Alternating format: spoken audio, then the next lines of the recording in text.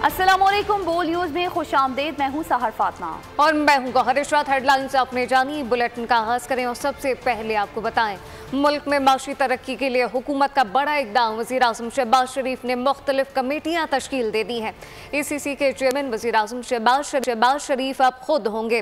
काबीना कमेटी बराए सरमायाकारी और कमेटी बराए डिस्पोजल ऑफ लेजिस्लेटिव केसेस भी तश्कील। काबीना कमेटी बराए चीनी सरमायाकारी मनसूबे भी तश्कील देगी। मज़ीद तफसीलात जानेंगे फ़हाद चौधरी से। जी फ़हाद, बताएगा मुख्तलिफ कमेटियाँ तश्कील दे दी गई हैं? जी बिल्कुल, वज़ीर आज़म शहबाज शरीफ ने काबीना की मुख्तलिफ कमेटियाँ तश्कील दे दी हैं, जिनमें सर फहरिस्त इक़्तिसादी राब्ता कमेटी है, जिसके इस मरतबा चेयरमैन वज़ीर आज़म खुद होंगे। वज़ीर ख़जाना और इक़्तिसादी उमूर, तिजारत, पावर, पेट्रोलियम और प्लानिंग के वज़रा इसके अरकान होंगे और वज़ीर आज़म की अदम मौजूदगी में वज़ीर ख़जाना ECC को चेयर करेंगे। इसके अलावा काबीना कमेटी बराए तवानाई भी तश्कील दी गई है, जिसकी सरबराही वज़ीर आज़म शहबाज शरीफ खुद करेंगे और मुख्तलिफ वज़रा इसके अरकान होंगे। और इसमें भी अगर वज़ीर आज़म मौजूद नहीं होंगे तो काबीना कमेटी बराए तवानाई की सरबराही वज़ीर तवानाई करेंगे। वज़ीर आज़म ने काबीना कमेटी बराए चीनी सरमायाकारी मनसूबे भी तश्कील दी है, जिसकी सरबराही एहसन इकबाल बतौर वज़ीर मनसूबा बंदी करेंगे। वज़ीर ख़ारजा, वज़ीर दाखिला, ख़जाना, तिजारत, पेट्रोलियम, पावर, रेलवे और साइंस एंड टेक्नोलॉजी के वज़रा इस कमेटी के अरकान होंगे। काबीना कमेटी बराए सरमायाकारी के सरबराह वज़ीर ख़ारजा इसहाक़ डार होंगे, जबकि इस कमेटी में ख़जाना, तिजारत, पावर, सनत व पैदावार और निजकारी के वज़रा इसके अरकान होंगे। काबीना कमेटी बराए हुकूमती कंपनियाँ, स्टेट ओन्ड एंटरप्राइजेज के चेयरमैन वज़ीर ख़जाना मोहम्मद औरंगज़ेब होंगे। जी ठीक है फ़हाद, आपका बहुत शुक्रिया।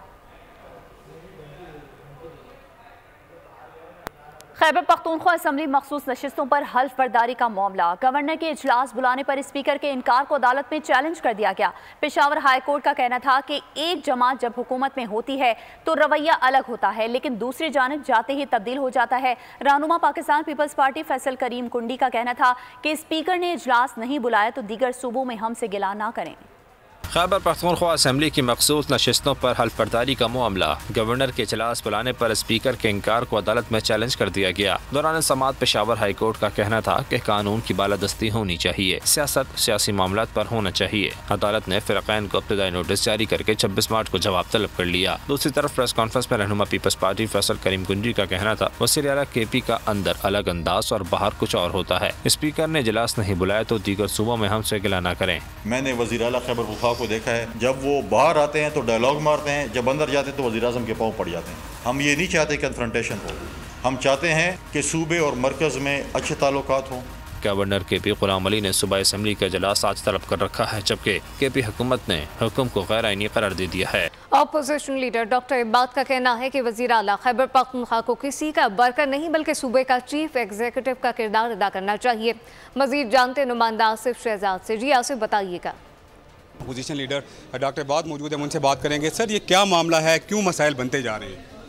कि इनफैक्ट अभी हम फिर असम्बली जा रहे हैं क्योंकि रूल्स 2 के तहत असम्बली सेक्रेटरीट ने मुझे सारी ये मेंबर्स को नोटिस सर्व करना था, स्टिल वो नहीं हुआ है। वी होप कि वो गैर आईनी गैर कानूनी काम नहीं करेंगे। मजबूरन ये हाई कोर्ट से हमें रिलीफ लेना पड़ेगा। अच्छा सर, क्या बात है कि अपोजिशन और हुकूमत एक पेज पर नहीं है और यही मसाइल जो है जन्म ले रहे हैं?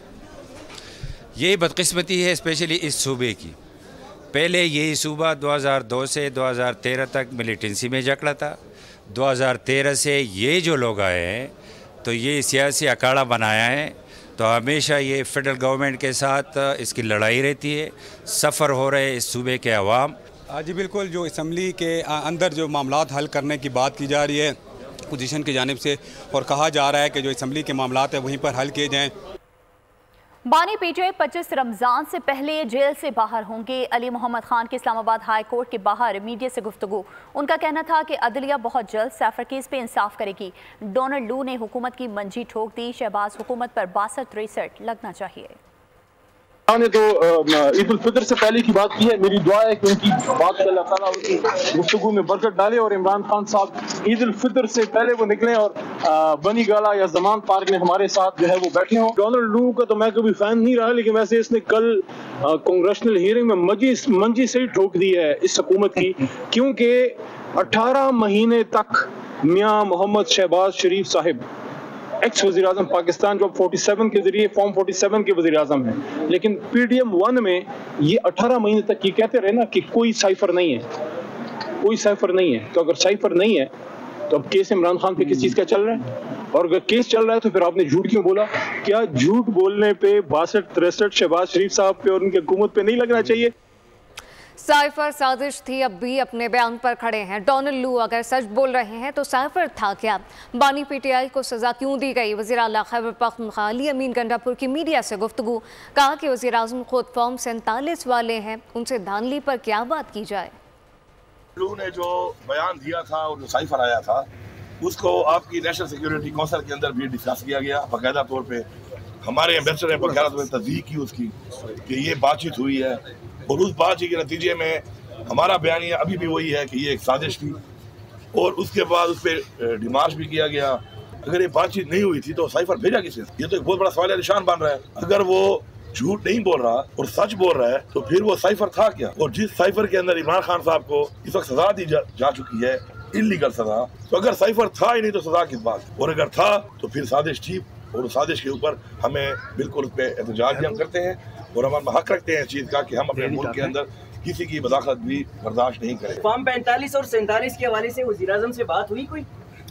यार वो खुद फॉर्म 47 वाला है, उससे मैं उसमें क्या बात करूँगा? मैं सुबह की बात करूँगा उससे। जिंदाबाद। तो उधर रहनुमा नून लीग राना मशहूद ने कहा है कि बानी PTI को डोनाल्ड लू के बयान पर कौम से माफ़ी मांगनी चाहिए। प्रेस कॉन्फ्रेंस में उनका कहना था कि अपनी सियासत और कुर्सी के लिए बार बार पाकिस्तान को बदनाम करने की कोशिश की गई। इस मौके पर वज़ीर मुमलिकत शीज़ा फातिमा का कहना था कि नवाज शरीफ के दौर में IMF को खैर बात कह दिया था जब मखलूत हुकूमत बनी और हमें IMF के पास जाना पड़ा।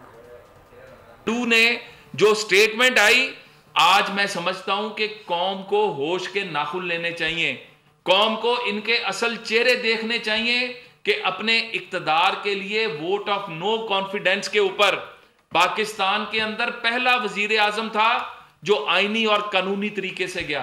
पाकिस्तान के अंदर उससे पहले कोई ऐसी मिसाल नहीं मिलती, लेकिन उसको जिस तरह प्रोपेगेंडे की नजर किया गया, उस पर जिस तरह झूठ घड़े गए, उसके ऊपर जिस तरह कौम के अंदर इंतशार फैलाया गया।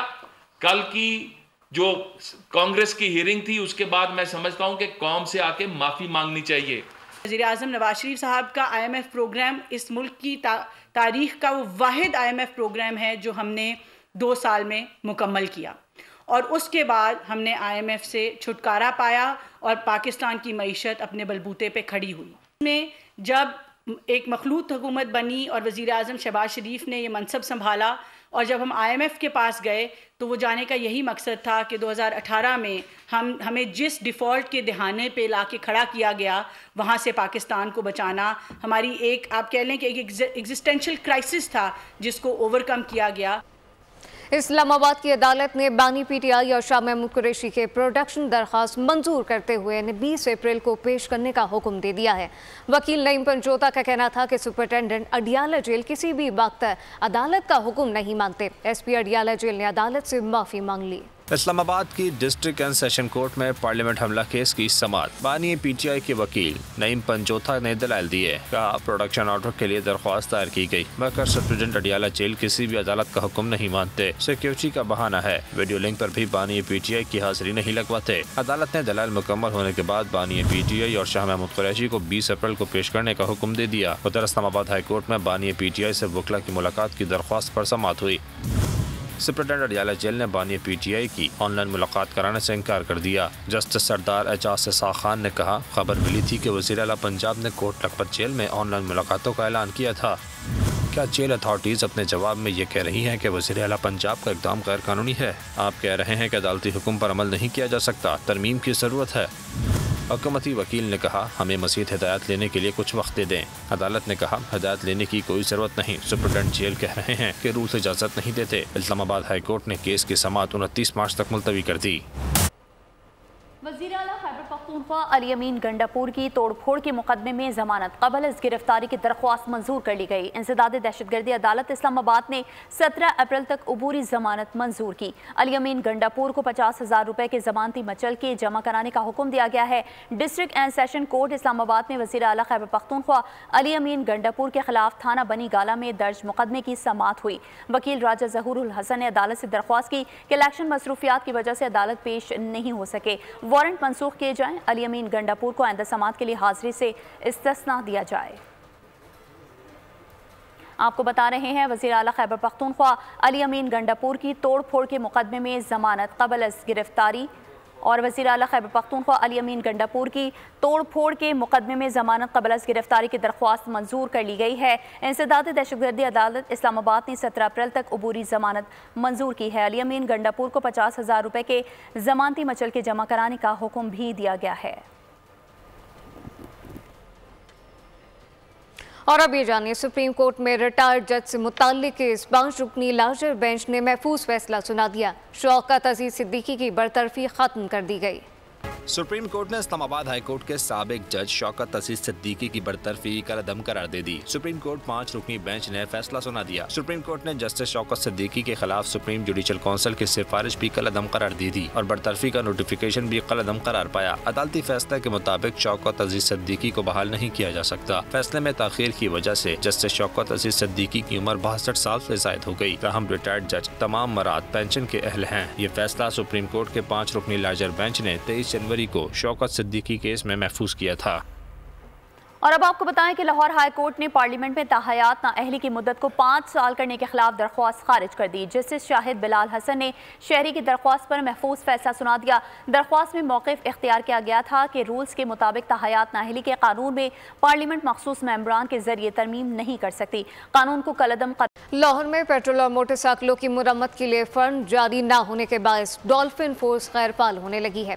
शहर में डॉल्फिन फोर्स की पेट्रोलिंग न होने के बराबर रह गई, जबकि पेट्रोलिंग पर तैनात टीमों की तादाद 300 से कम होकर सिर्फ 20 रह गई, जिसके बायस यौमिया सैकड़ों वारदातें होने लगी हैं। पुलिस रिकॉर्ड के मुताबिक 2.5 माह के दौरान डकैती और राजधानी की 2000 से ज़ायद वारदातें रिपोर्ट हुई। और अब आपको बताएं कि इस्लामाबाद की मस्जिद रहमतुल आलमीन में अफ्तार दस्तरख्वान सज गया। मुस्तहिक़ अफराद के लिए बाइज़्ज़त तरीके से इफ्तारी का इंतजाम किया जाता है। रमज़ानुल मुबारक के बाबरकत महीने में लोगों की इमदाद के लिए राशन और ईद से कबल ईदी भी दी जाएगी। मज़ीद तफसीलात जानते हैं नुमाइंदा बोल न्यूज़ मोहम्मद आलिजा खान से। जी आलिजा, बताइए। का बाबरकत महीना जारी और सारी है। इस बाबरकत महीने की सादतें सब समेट रहे हैं और दीगर महीनों की निस्बत दिल खोल कर यहाँ पर लोग एहतियात देते हैं, लोगों को इफ्तारी कराते हैं। इस वक्त मैं मस्जिद रहमतुल आलमीन के बाहर मौजूद हूँ। हमारे साथ यहाँ के मरकज़ी मुंतज़िम मौजूद हैं। लोग यहाँ पर आते हैं, उनकी इफ्तारी का अहतमाम किया जाता है और फिर यहाँ पर उनके लिए रमज़ान में ख़ुसूसी पैकेज भी दिया जा रहा है राशन का, फिर आगे ईद के लिए भी अहतमाम किया जा रहा है। तो ओवरऑल तमाम चीज़ों को डिस्क्राइब किया जाएगा। रहमतुल आलमीन मस्जिद के इर्द गिर्द बड़ी बड़ी कोठियाँ हैं, बड़े बड़े प्लाजे हैं और इनमें काम करने वाले बड़े ही सख्त मुस्तहिक अफराद मौजूद हैं। उनके लिए मोहब्बत का पैगाम मस्जिद रहमतुल आलमीन मुख्तलिफ़ तरीक़ों से तकसीम करती है। ये दस्तरखान लगा है, इफ्तार दस्तरखान है, वरना ये रोज़ाना दस्तरखान दोपहर का होता है अंदर। ठीक है आलिजा, आपका बहुत शुक्रिया। और इसके साथ ही बोल न्यूज़ से फिलहाल इतना ही। मज़ीद खबरों और अपडेट्स के लिए विजिट कीजिए हमारी वेबसाइट bolnews.com और आप देखते रहिए बोल न्यूज़। सब्सक्राइब करें और बेल दबाएं ताकि कोई खबर रह न जाए।